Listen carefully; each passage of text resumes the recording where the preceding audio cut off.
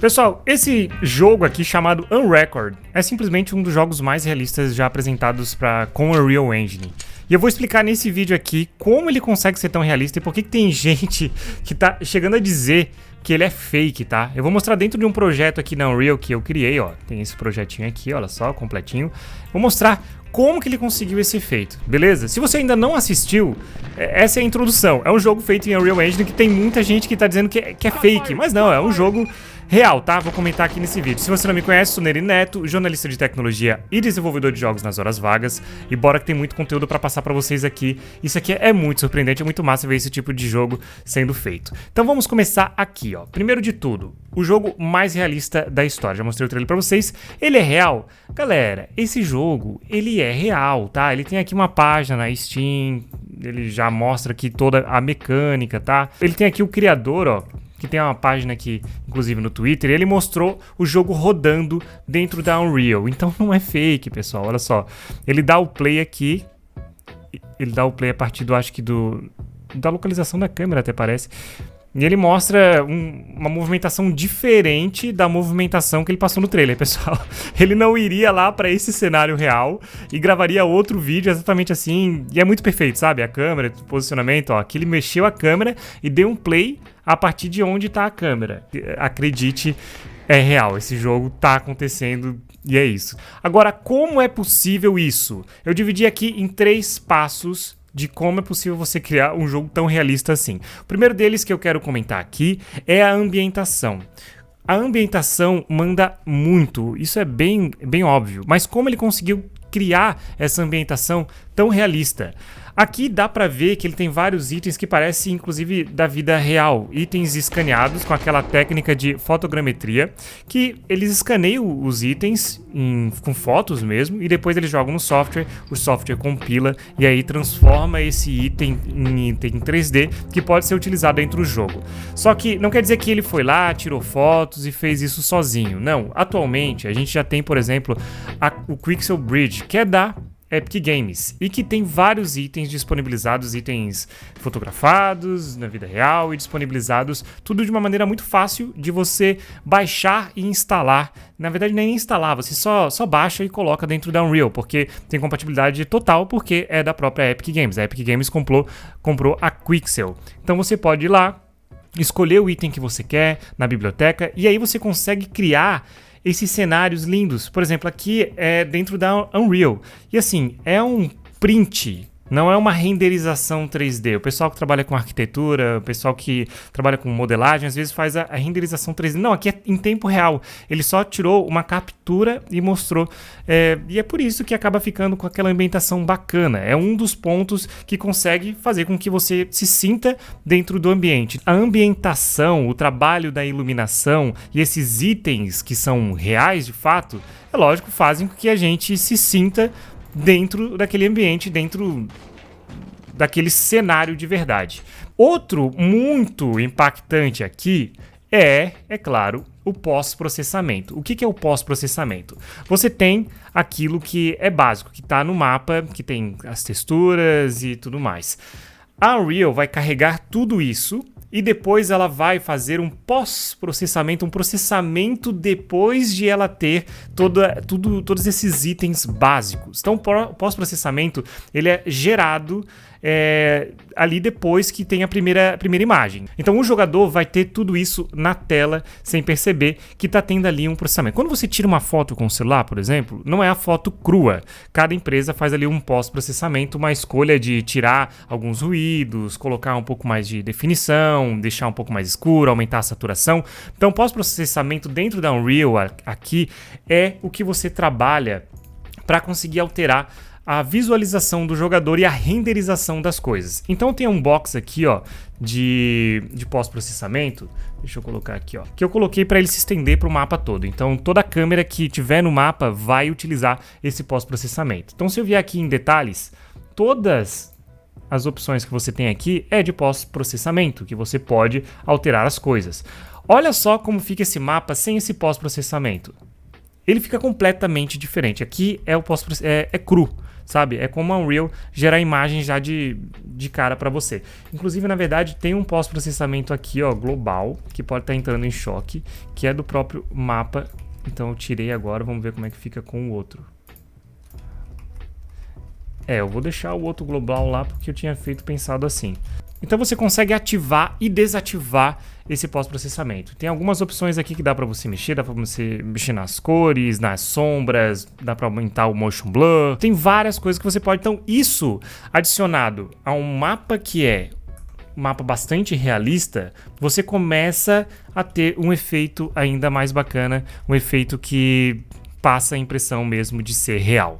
Essa é a diferença, é incrível. Você tira o pós-processamento e fica um mapa que nitidamente é mais um mapa de jogo. Se você coloca aqui o pós-processamento com as configurações básicas de uma body cam, que é aquelas câmeras que ficam no corpo assim, que os policiais acabam utilizando e que ele copiou, você tem um efeito muito mais parecido. Então você tem aqui a aberração cromática, que é aquela distorção da lente nas bordas, então dá esse efeito bacana assim, aqui nos cantos de vermelho e azul e verde. E você também tem a saturação, então aquela saturação da câmera acaba sendo... As cores parecem bem lavadas, então quando você baixa a saturação você consegue ter algo que parece ser mais real, ou mais a cara daqueles vídeos de câmeras que a gente vê. A Unreal Engine, então, ela traz várias opções, inclusive você pode... A visualização do jogador nada mais é do que uma câmera, então uma body cam pode ser simulada aqui dentro. Inclusive tem opções aqui do pós-processamento que você pode vir em detalhes e vai ter uma aba aqui que é uma aba de câmera, onde você pode fazer essas alterações. Eu acho que é lente, câmera, e aqui você pode alterar, ó, você pode colocar a velocidade do obturador, o ISO, que é a sensibilidade do sensor, a abertura, né? Então, quanto mais aberto, mais luz entra. Enfim, o pessoal da fotografia aí sabe muito bem do que eu tô falando. Dá pra você alterar tudo isso aqui e configurar uma câmera. Eu peguei e fiz várias configurações aqui pra deixar o mais parecido possível e eu já vou dar play pra mostrar pra vocês. Então, é basicamente assim que se consegue criar esse efeito. Então essas duas partes já criam uma imersão muito grande, né? Quando você consegue colocar aí esses itens que são reais, que você consegue olhar para eles e pô, aquele item é real. Você pega e diminui a qualidade da visualização do jogador. Porque assim, uma bodycam ela acaba diminuindo um pouco a qualidade, as cores ficam meio lavadas, fica tudo meio borrado, os traços da câmera também eles ficam um pouco mais né, ficam grossinhos por causa da definição. Inclusive dá para alterar aqui, ó, no código que eu fiz, dá para você alterar, ó, deixar as cores mais ou menos lavadas, diminuir, ó, o pós-processamento. Olha só quando eu tiro aqui o sharpen, porque as câmeras fazem muito isso, né, de aumentar a definição de forma não natural. Então se eu aumentar aqui, ó, você nota que fica bem mais interessante. E é um código que você tem aqui que você pode colocar e arrastar para o mapa. E eu não estou conseguindo abrir para mostrar para vocês. Ou ele está abrindo em outro lugar, estava abrindo aqui. É um código bem simples aqui que vai fazer com que as bordas de cada coisa renderizada no mundo acabe se afastando um pouco e isso aumenta a definição. Beleza?